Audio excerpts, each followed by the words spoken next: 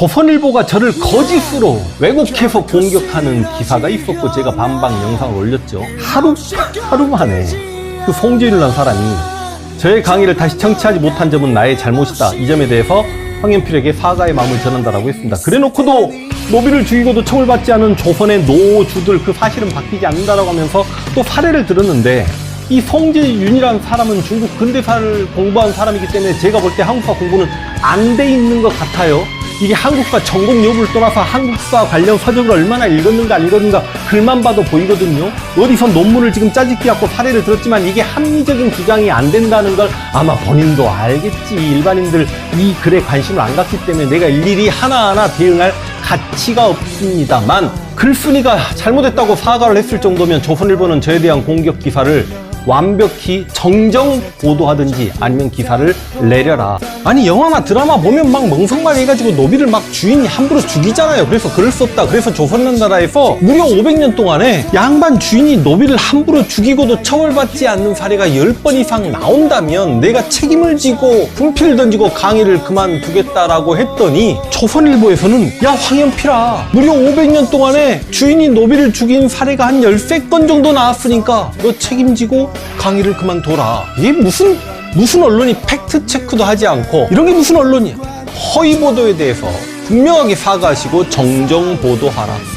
나름 진보적인 생각을 가지고 있다라고 치더라도 왜 김일성 개새끼 이야기 못합니까? 아니 헌법 서문에만 김일성 이름이 24번, 김정일 이름이 18번 나옵니다. 미쳤죠? 맨정신 갖고 있으면 헌법에 이런 헌법이 실려있는 나라가 대체 어디 있으며 실제로 왕건도 이성계도 하지 않았던 우리 금강산 막 이런 데 보면은 김일성 이름 새겨버리고 저는 제가 생각할 때 우리 역사상 최악의 인물 중에 무조건 김일성을 꼽는다라고 제가 여러 번 말씀드렸죠. 분단의 주역이고 남침에서 민족상대에 비극 일으킨 사람이고 그리고 얼마나 많은 독재를 했고 북한의 인권 탄압은 어찌할 것이며 조선일보 호에 1950년 6월 28일 북한군이 서울을 점령하자마자 조선민주주의 인민공화국 만세 우리 민족의 경애하는 수령인 김일성 장군 만세 이게 조선일보라고. 요즘 수구 꼴통들 보면 일제 식민지배를 미화하고 조선을 비하하죠. 근데 조선일보도 딱 그래.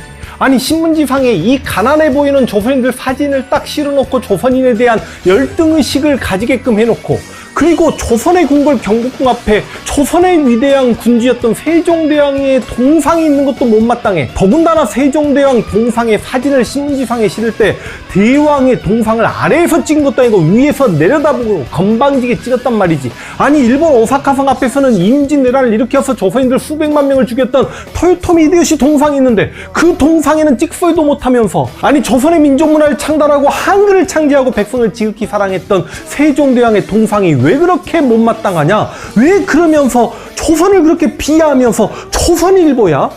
아니 어떤 역사 강사가 그 건국전쟁이라는 이승만 영화를 보고 찬양을 했어. 아니 근데 그 영화가 얼마나 많은 감추기와 거짓말을 하고 있다는 걸 모르고 지금까지 역사 강의를 했다라면 그게 역사 강사로서의 자격이 없는 거고 만약에 그걸 알고도 그렇게 극찬을 했다라면 진짜 나쁜 사람인 거죠. 그래서 이런 사람이 그 역사교육 현장에서 그 청년들에게 참 많은 강의를 했다라는 이 현실이 너무나 서글펐는데 그럼에도 불구하고 저는 그 사람을 공격하거나 그러지 않았습니다. 그런데 그 많은 학생들이 보는 강의에서 저에게 쌍욕을 거의 하다시피 하면서 저는 공격을 해요. 나이를 도대체 그렇게까지 먹고서 그게 입에서 안 창피합니까? 아니 자신의 주장이 맞다라고 이야기하고 싶으면 역사적 자료 근거를 대시고 역사 공부를 해서 영상을 찍으면 되지.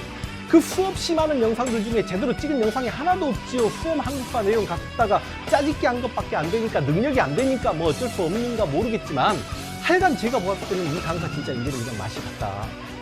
너는 어떻게 이재명을 감히 이순신이라고 하냐라고 하는데 저는 이재명을 이순신이라고 말한 적이 단 한 번도 없습니다. 뭐라고 이야기했냐. 이재명이 대통령이 돼서 설령 성공한 대통령이 된다 하더라도 아이 성공한 대통령이 얼마나 힘듭니까? 설령 성공한 5년짜리 대통령이 된다고 하더라도 이순신 장군의 숭고함에는 절대로 못 미친다. 다만 이 이재명이라는 사람은 대통령직에 있으면 이순신 장군이 자신의 직을 그렇게 열심히 노력해서 했듯이 자신의 일을 열심히 하기 위해 노력할 것 같다. 그런데 이제 이재명 후보가 저희 연구실에 한번 방문을 했습니다. 근데 그 당시 저희 연구실 올 때 굉장히 지지율이 뒤처지고 있었어요. 그래서 그거를 만회하기 위해서 굉장히 민감한 이야기, 북한, 김일성, 이승만, 박정희, 전두환, 주제가 이런 거였단 말이죠. 그 그때 이재명의 역사관에 제가 좀 매료된 측면이 있어요. 야, 이런 대통령이 한 번쯤 나와도 괜찮겠다.